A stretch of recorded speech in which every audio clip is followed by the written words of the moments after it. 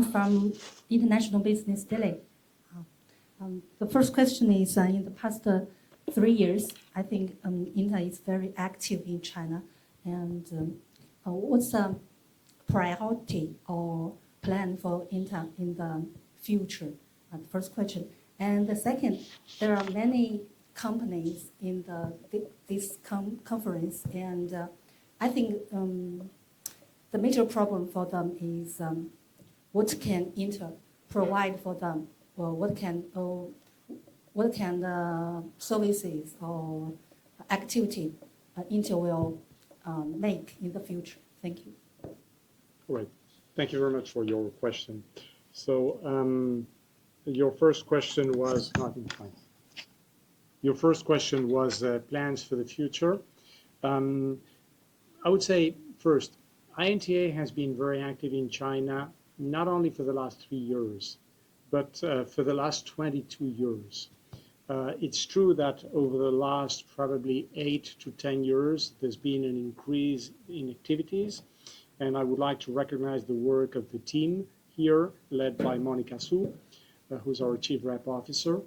The plans for the future are to continue supporting Chinese corporations going global, representing the interest of Chinese corporations both in China and outside China, providing input to the permanently evolving legislative landscape here in China, cooperating and offering our resources to the Chinese judiciary, and allowing as well Chinese IP professionals to be part of INTA, network within INTA, participate of the work of the association. I personally want the voice of China to be even stronger within the association. China is the second largest economy worldwide, close to be the first one in the near future. It makes total sense that we have a very active participation of China in the association. Now, regarding your second question, what could INTA provide to Chinese companies?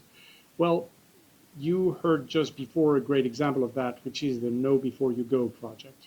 The fact that we put together a report in Mandarin covering 30 different countries is a huge benefit to Chinese corporations. It's something that we haven't done anywhere else in the world.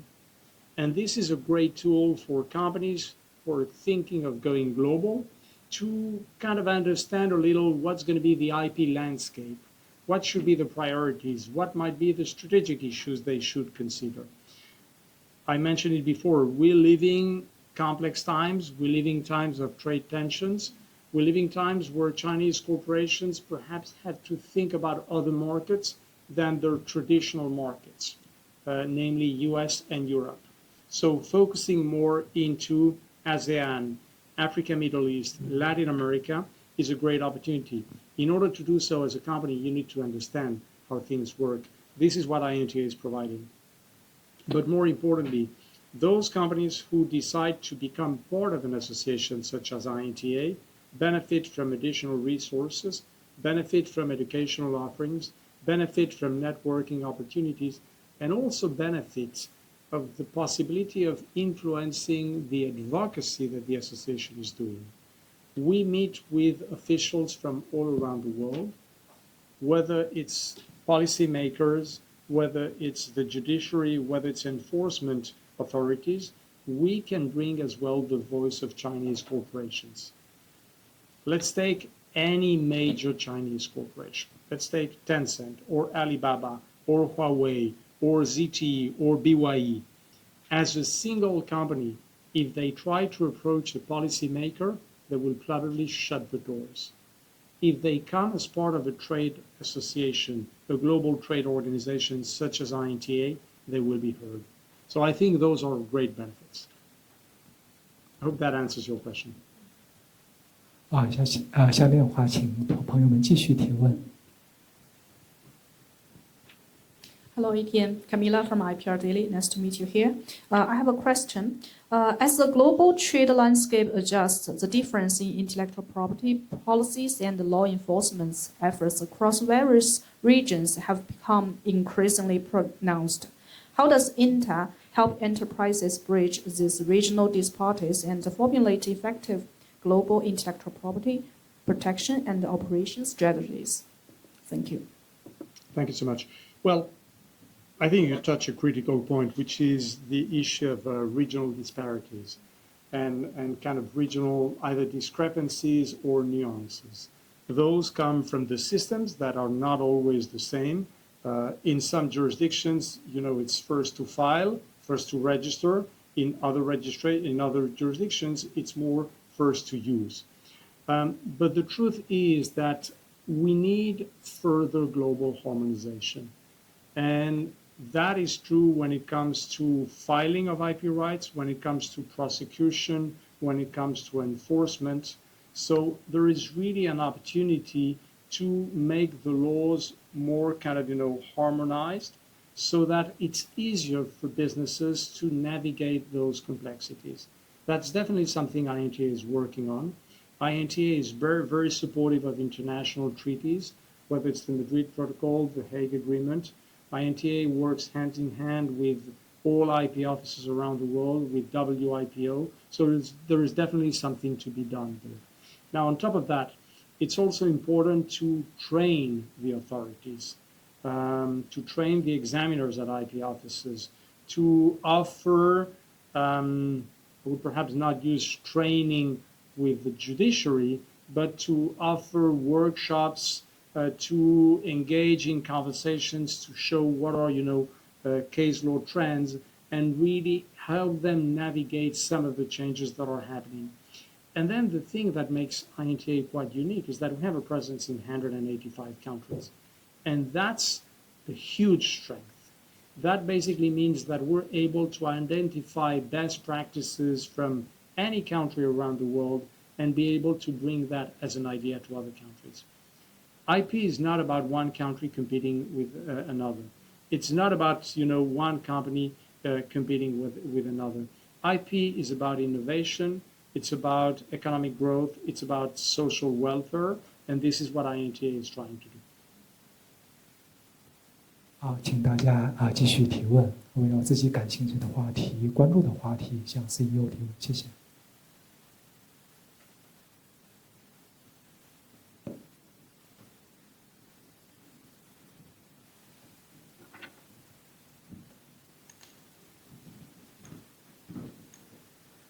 你好，我问来自那个知产财经，我有两个，是关于报告里边比较提到的比较主要的问题，想深度的了解一下，就关于战略规划中提到一个宣传并推广知识产权的经济价值，其中知识产权的这个金融估值是核心环节。INTA 如何帮助会员将知识产权转化为那个融资的工具？比如说像知识产权质押、证券化这方面，因为中国在十几年前也做过这方面的尝试，但我们没有听到过比较成熟的案例。在这方面，全球有哪些比较成功的案例能够给我们详细的分享一下？这是第一个。第二个问题，不好意思有点多。第二个问题就是你提到了主动拥抱变革，这个怎么来理解？另外一个，这个主动拥抱变革是指产业拥抱变革，还是INTA因为产业的变化而拥抱服务会员服务的变革？有点绕哈，不好意思，谢谢。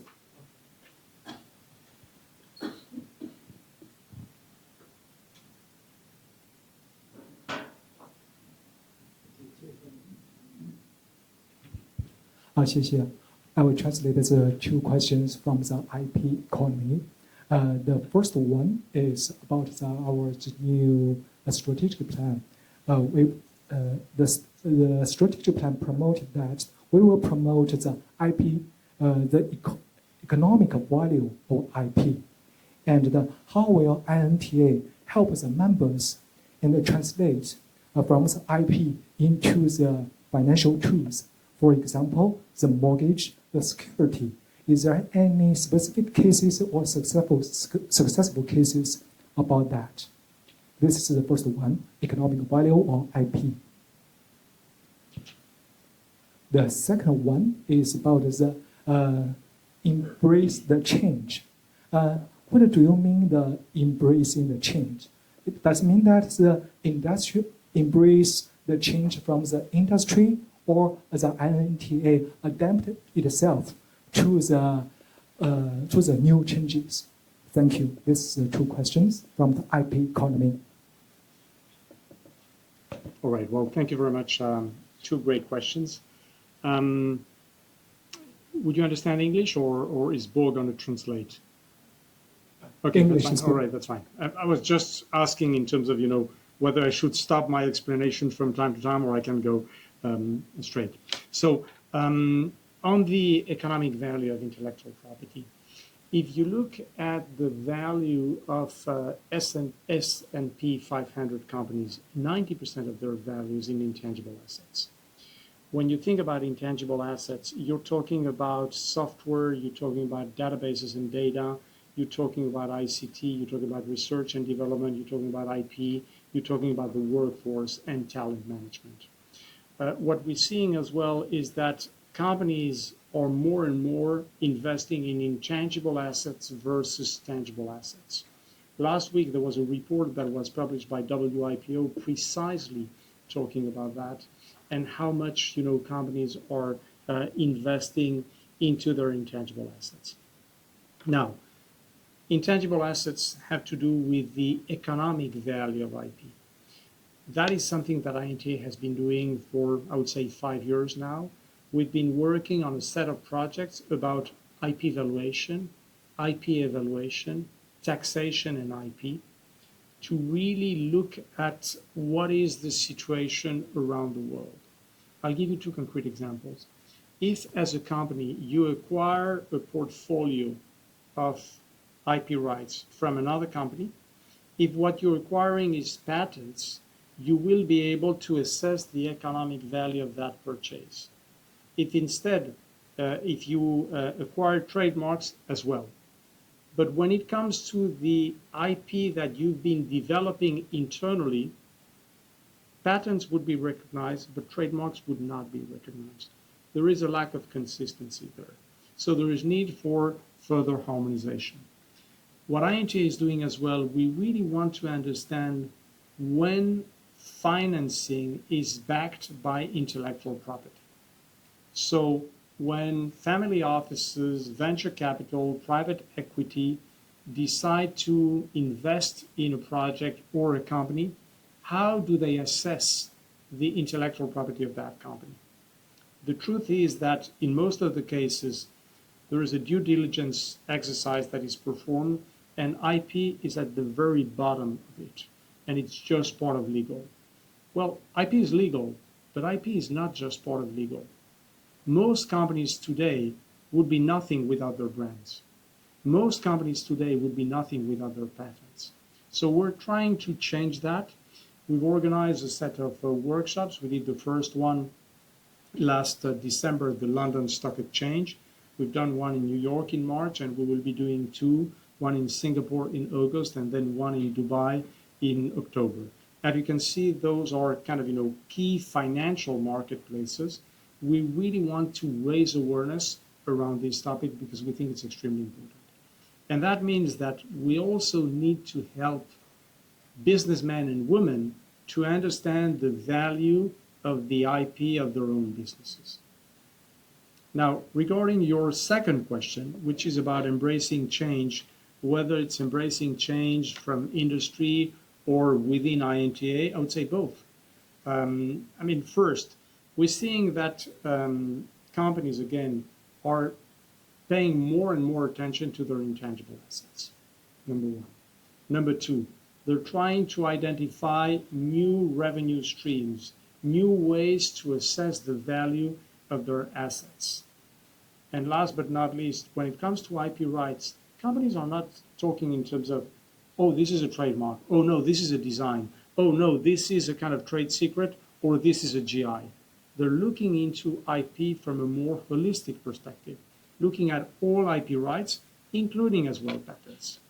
And what companies are doing, they're really thinking about managing portfolios in a sustainable and efficient way. That's what INTA wants to do. INTA wants to be a support to businesses because by speaking the language of businesses, we will be more credible as an organization, and our members, the IP lawyers, will be able to do a better job as well. So somehow replicating what companies are doing, but that also implies, changes within INTA, and that's exactly what the new strategic plan is about. 好，谢谢大家。就是关于咱们话媒体见面会呢，我们稍后会为大家提供文字稿，请大家也是放心的提问，帮助到更好的了解INTA，宣传INTA。好的，我们继续再提问。Hello again. I'm Jane from Intellectual Property Observers. My question is, the 2026 to 2029 strategic plan expands INTA's terminology from brands to intellectual property with clear coverage of non-traditional trademark fields such as copyrights and trade secrets. Does this positioning and adjustment suggest that INTA will reduce resource allocation priority to trademark protection? Thank you.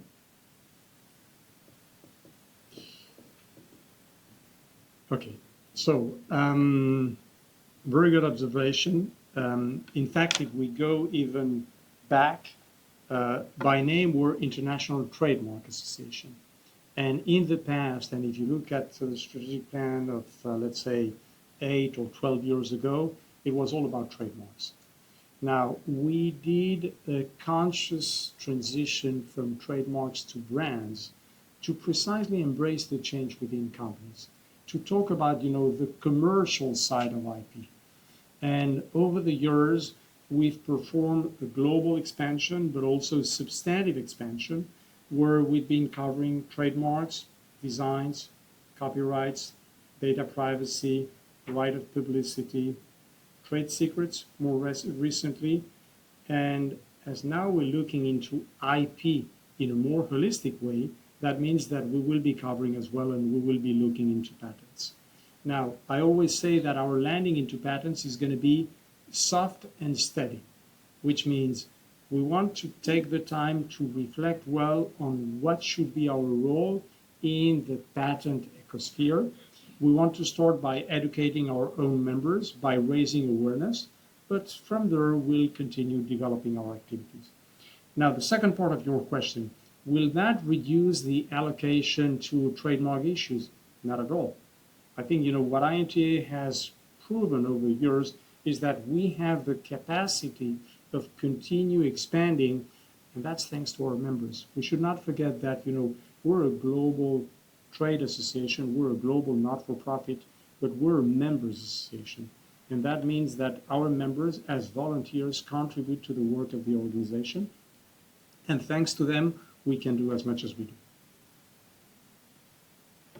谢谢。请大家继续提问。我看到前面的一些问题，关于INTA的最新的战略规划，以及对INTA整个战略方向的一些细致的观察，也感谢大家对INTA的关注呀。还有哪一些问题？谢谢。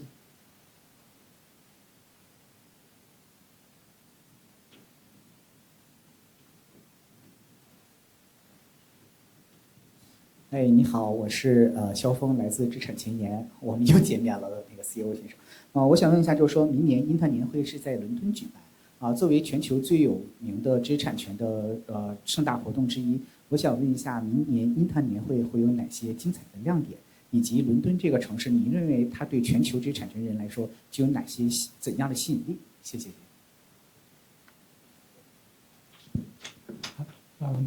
This question is about our annual meeting next year, London annual meeting. And would you please share with us the highlights of the London annual meeting? And 肖总，您这边的这个第二个问题是，一个是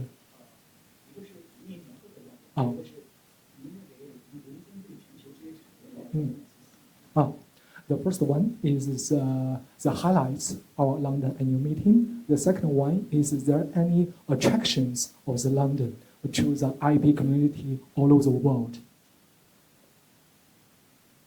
Okay. Right. I'm not sure I'm going to be able to answer about London attractions, even if there are many of them, but I'll do my best. In terms of the highlights of the annual meeting, first, I think it's probably going to be one of the most successful annual meetings ever. The fact that it is taking place in the UK is certainly something that is very positive. We're hearing that our North American members will massively be participating as if it were in the US. I think for our Chinese members, it's probably easier nowadays to go to the UK than traveling to the US. The Europeans, London is very close. For people from India, from the Middle East, London is a natural destination. So I would say all in all, I think there's going to be a huge participation. In fact, when I look at the numbers, we have what we call pre-sale registration that takes place during the annual meeting of the year before. And when I look at the numbers that we've obtained in terms of pre-sale registration, we've exceeded any prior annual meeting. So to me, that's a signal that annual meeting 2026 is going to be very successful. Now, in terms of the highlights, in terms of the program, we will have, let's say, legal track, where we will be covering all relevant legal issues that INTA is normally covering. We will have a business track. We'll have a track which is called Technologies Impacting or Shaping the Future of Intellectual Property. And of course, we could talk about AI, but we could talk about many other things. We could talk about Internet of Things. We could talk about, very different subjects. We will have a patent track. So, on the Tuesday of the annual meeting, there will be a full day dedicated to patent issues.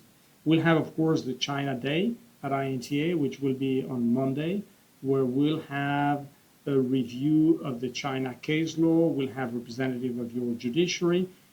We just came from a meeting at the People's Supreme Court, and we already heard that there is significant interest in attending the annual meeting.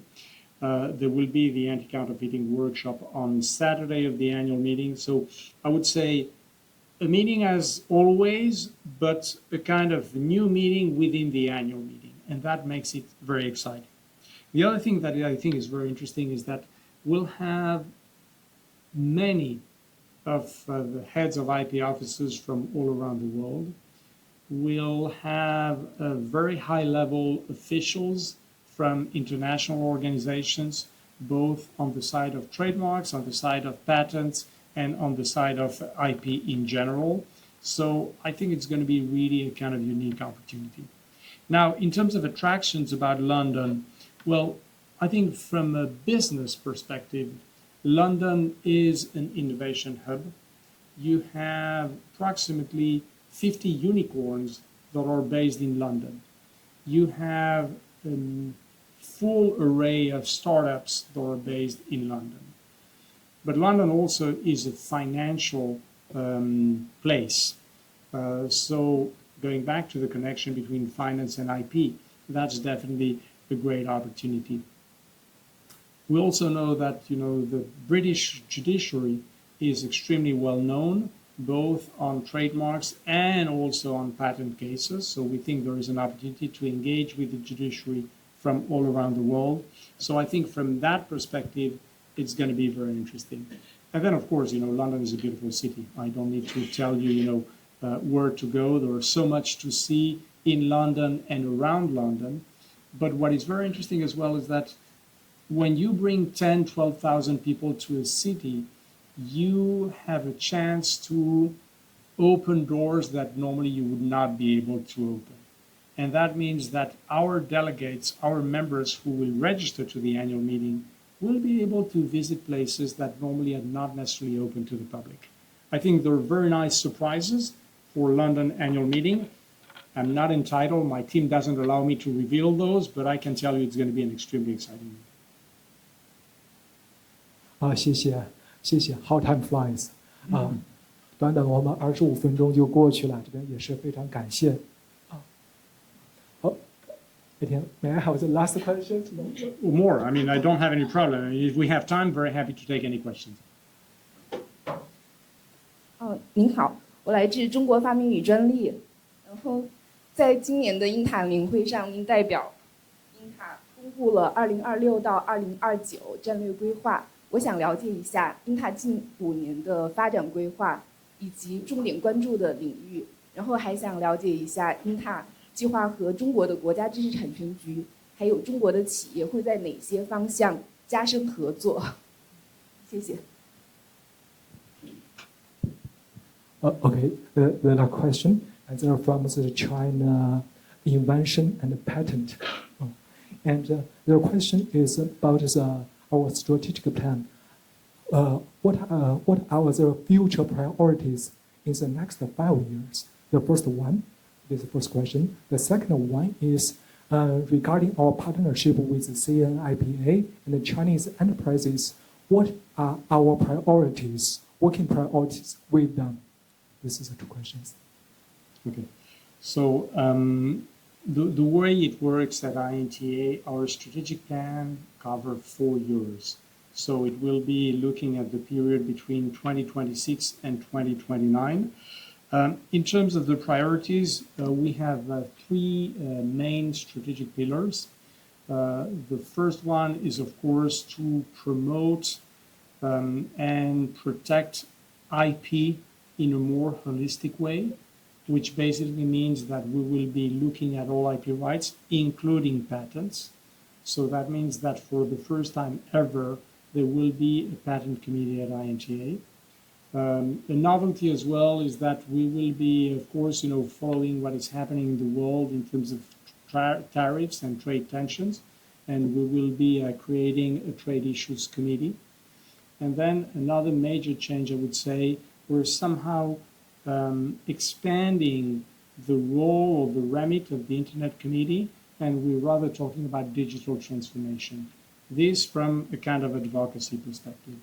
Now, strategic pillar number 2 is to build the INTA of the future, and that is ensuring the advancement of the association and of the professionals within the association.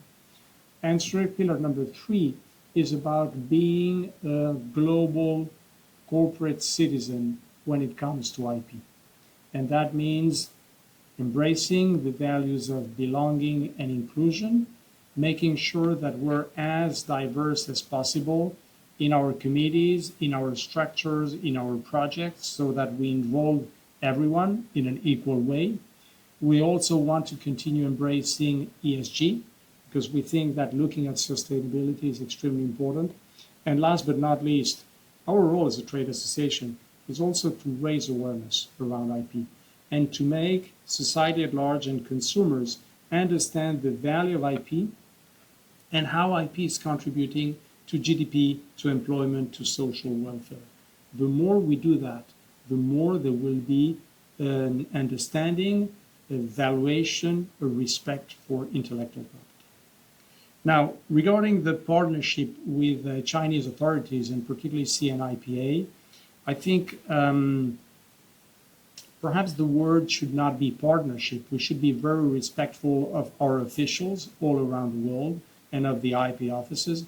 I think the role of trade organizations such as INTA is to support the work of the IP offices, to be able to provide knowledge, opinions, advice, training when we're requested to do so. We're very fortunate that CNIPA allows a regular interaction with INTA. We, of course, permanently follow the changes in the Chinese regulation, in the 5th Amendment of the trademark law. We're currently working on coexistence agreements, consent letters, because we think that would be a progress in the Chinese IP system.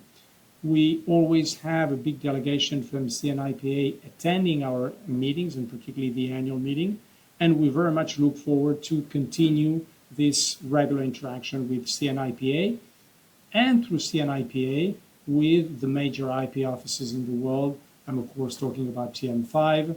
I'm talking somehow about IP5, but I'm also talking about, WIPO, whether it's Madrid Protocol, Hague Agreement, PCT. 好，谢谢。OK， 那 before 在我就是在结束咱们这一次媒体交流会之前的话 ，any words you would like to share with our Chinese and media friends before I conclude this session? Sure. Well, first, thank you so much for attending. Thank you so much for following the work of INTA. Many of you are by now familiar faces, hopefully friends. I think you as media have a big responsibility. And you have the responsibility of raising awareness, sharing the messages, and if I may say so, beyond the IP community. I know many of you are more specialized into, the IP community, but I think we will become more impactful if we're somehow able to reach the general public. And we can definitely not reach the general public talking about filing, prosecution, opposition, cancellation, coexistent agreements, etc., etc. We need to use simple words, plain words, success stories, concrete examples, so that people see the value of IP and the risks of breaching IP. So hopefully, that's something that you can support us and help us. Thank you so much. 谢谢。谢谢。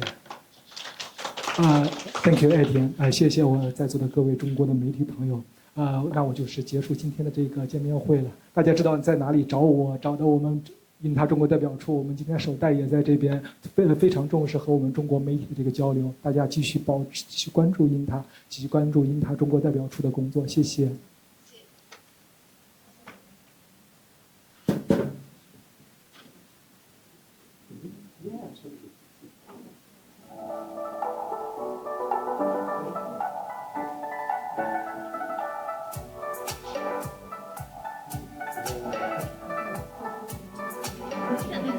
Yeah, of